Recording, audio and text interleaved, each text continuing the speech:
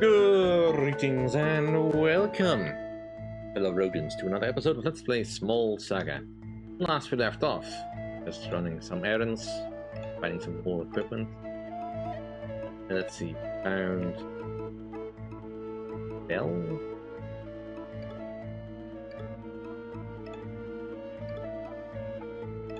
Special item.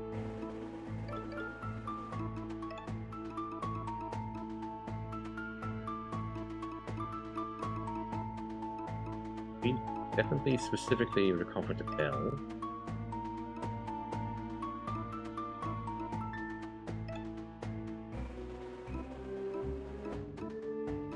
Oh, there it is. Grants a bonus turn.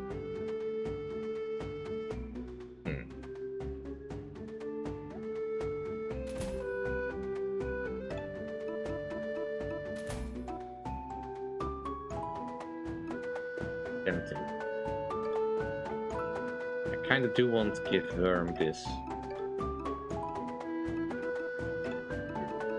bonus turn.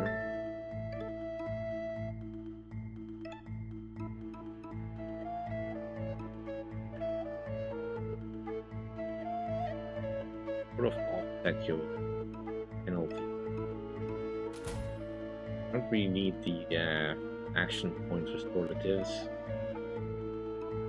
Will not use it anyway. This way you will not feel quite as under stress. Definitely give you they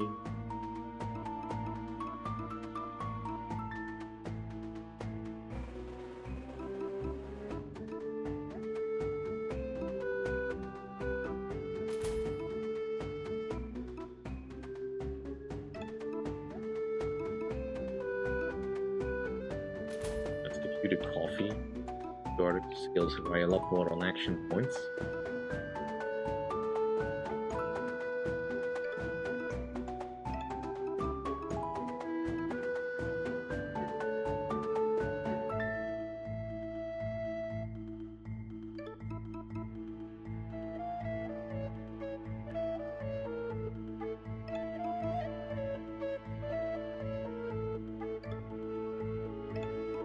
Well, for what we are doing, maybe this hall now is probably more.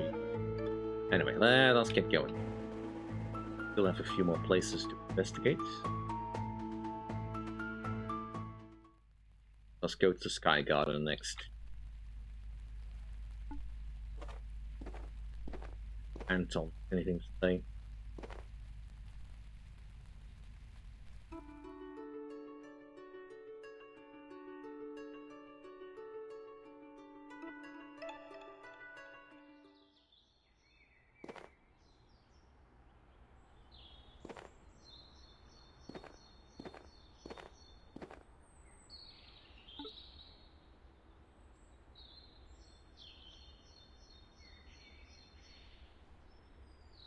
I am curious about if we go to the Ashen Tower, but I'm saying there's nothing to be found there. Still, as long as we're just exploring everywhere. Heck.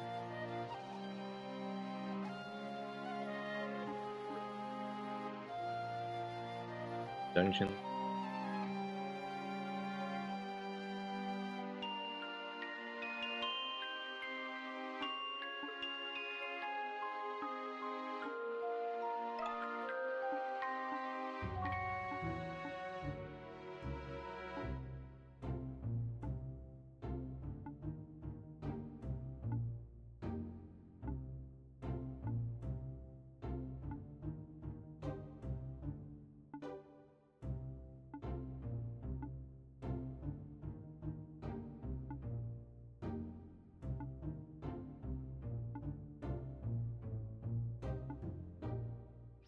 Yeah. Ah. Here's gearing.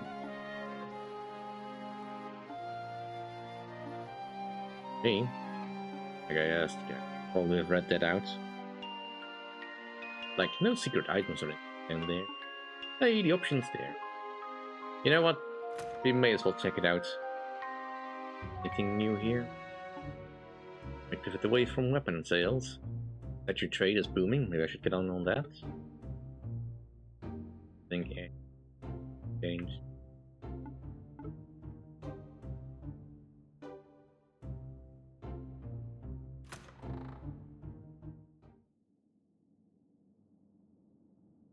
That's round 10.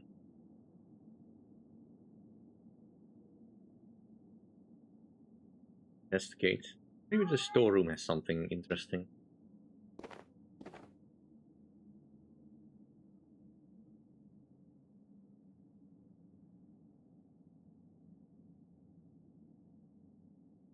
That's still completely empty.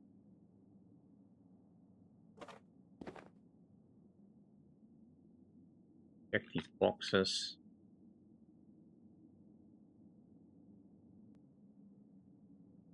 There's only one prisoner in here.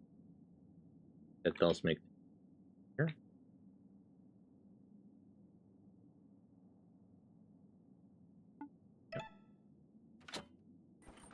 I mean, we might as well have a word with the prisoner to see the heck he's thinking.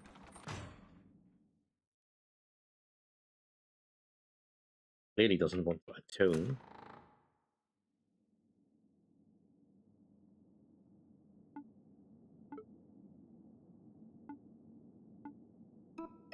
No point reading that. Well, actually, last time we were just here with Gwen and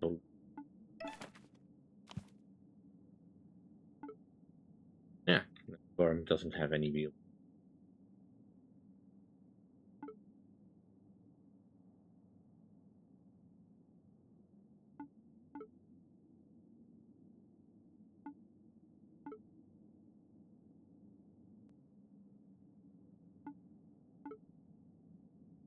Nothing there. Didn't think there was anything there. I mean, the game was kind of telling me that there was nothing here to be found, but, you know, curiosity in that.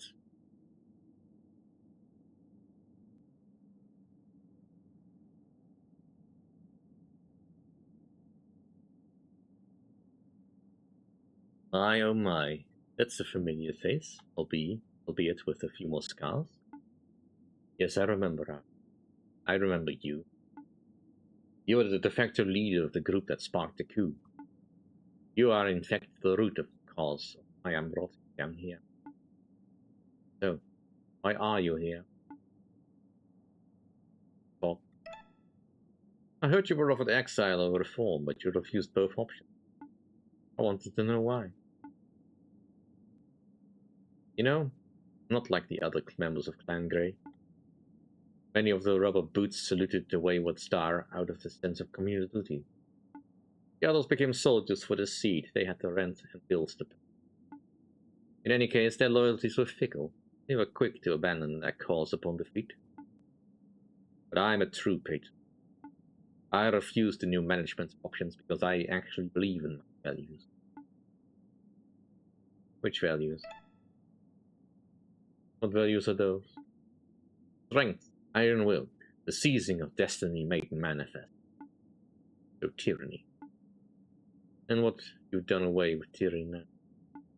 You and your comrades ousted the corrupt Duke, and now Skygarden is a wholesome, egalitarian paradise? I mean, kinda, yeah. Idiot. You just replaced one brand of tyranny with a Grey Duke for a Red Lord, old laws for new laws, violence for violence. I'd wager you even replaced the Wayward Star banners with garish rainbow ones. Your troop lacks any silver. You've got it wrong. From what I've seen, things are actually different. Rodents are actually free to walk around and be themselves without worrying about getting arrested. Empty words to a squirrel in a cage. Don't pretend that's the same thing.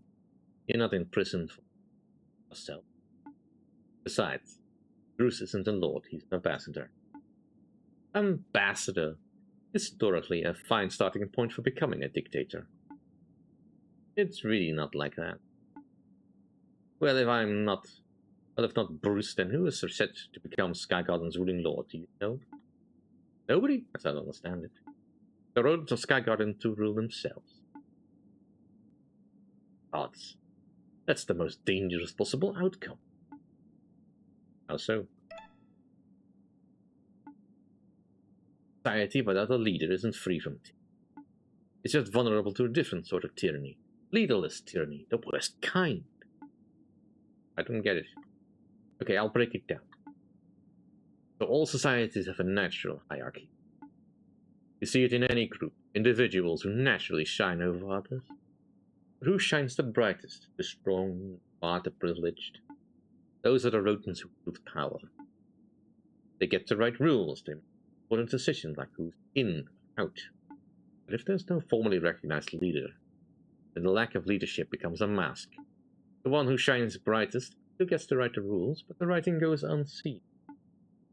How do you hold them to account? You can behead a mad king, but you can't behead a mad, shapeless mob. Like I said, worst kind. So the only alternative is an iron paw. It's an iron paw either way, such is our nature.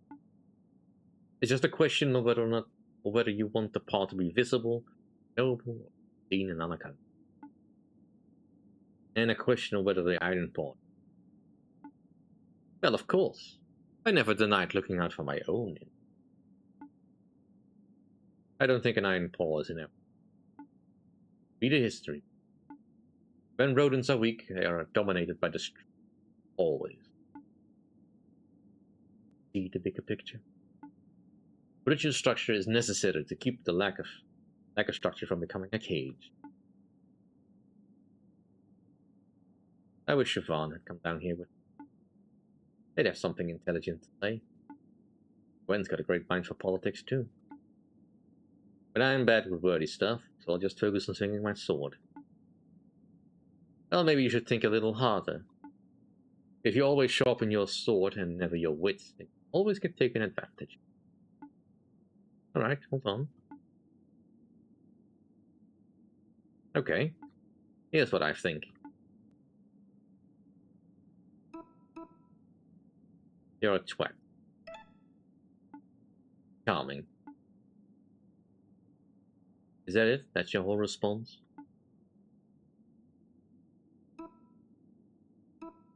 There's more. But you want me to explain why you're a twat? You want me to break down why supporting a tyrant is bad and why caring about others is good, actually? So patronizing.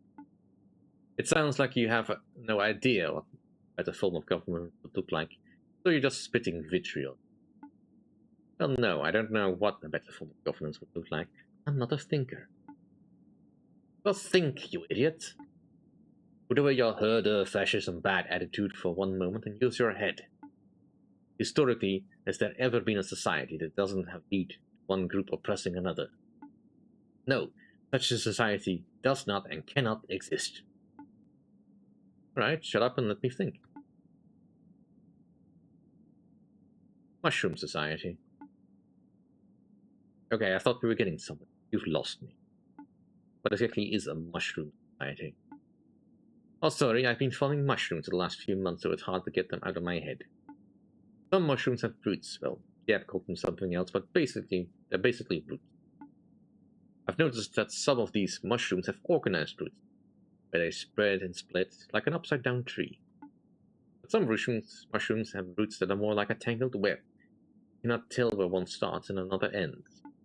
These roots sprout new mushrooms, so you can't even tell what the original mushroom is. There's no mushroom leader, but they thrive all the same. Okay, so if I'm following this incredibly strained analogy, you're proposing a society with a non-hierarchical structure. Entangled and equal. Rhizomatic, not arborescent. Yeah. That's not a thing. Would it be a thing? I don't know. What that look like? Like a mushroom. You're a fool. You obviously haven't read a book on political theory in your life. Who even thinks of basing a society around mushrooms? They're disgusting creatures of rotten decay. They fester, strangle, and It's the other way around. Mushrooms turn dead things to new life. Well, there's no faulting your optimism. I think we're done here. You haven't convinced me at all, but there was nothing you could have said to falter my devotion to the wayward star. Go. Yeah, I don't know if there was a better outcome to be had out of this. Definitely don't want Verm to be agreeing with it.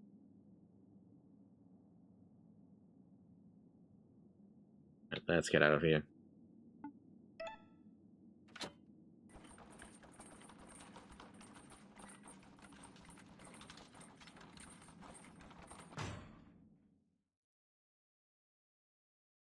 I do think he's trapped though. But then again, I think that about pretty much all fascists.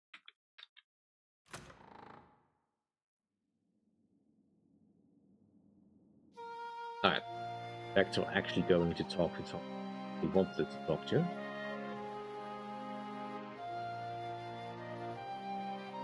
Okay.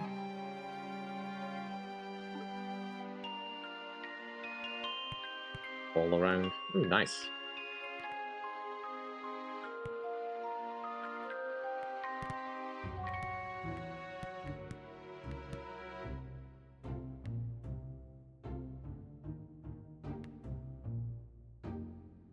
Being very specific about which angle to take for talking.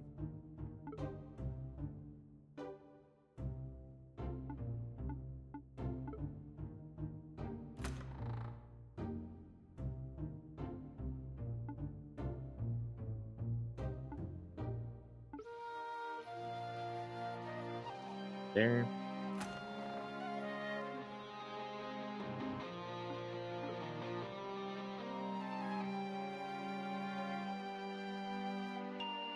They rolled the table away again. Ah, you're alive. Miapa always knew. That note, you'd ever work with Bruce? Go for it. What's up, babe? It's your flute playing. It's getting a bit... Word. Say it. Bad. What? My playing is as tuneful as ever. I sound like a nightingale in the morning light. Now I'm more like a sparrow choking on a cigarette butt. That's a bit harsh, but I'm sure that your high notes can be a bit shrill. Come to think of it, my time here, I've literally never heard you practice. It's like you enjoy having the image of a magician, but you don't want to put in the work to be one. I feel a wee bit attacked here. Okay, Yapa. Just need to do a little practicing. Get your groove back. I'll go speak to Tim, the trumpeter. He's friendly, he'll be happy to give a lesson. Ah, fine. I do admit it, but you're all right. I'll go find Tim.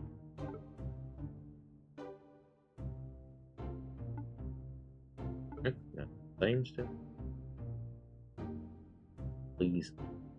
Baron, can you please align properly so I can get something? Nothing. That's the same thing before. And we might as well save. I don't want to have to do all that discussion again. Perhaps on another playthrough and another time a day, I will try to figure out the correct way of that particular discussion.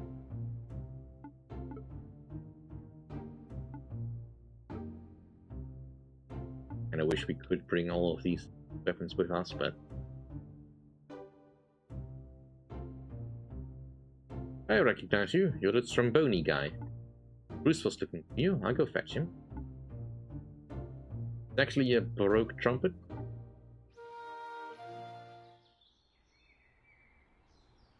See, so you need to freshen up your music. And Anton thought I could give you some. Aye, that's right. Let's skip the music theory and go straight into practice. A better way to learn to swim than by leaping in the deep end, right? Unless you drown. Oh well, nonetheless. How we play that Gilded Voice melody? You know the one?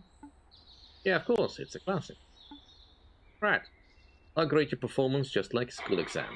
Haha. No pressure then. Well, a little bit of pressure. But that'll have to do for this episode. Thank you all for watching. Enjoyed. If you did enjoy, please like, comment, and subscribe. And I'll see you all. Bye.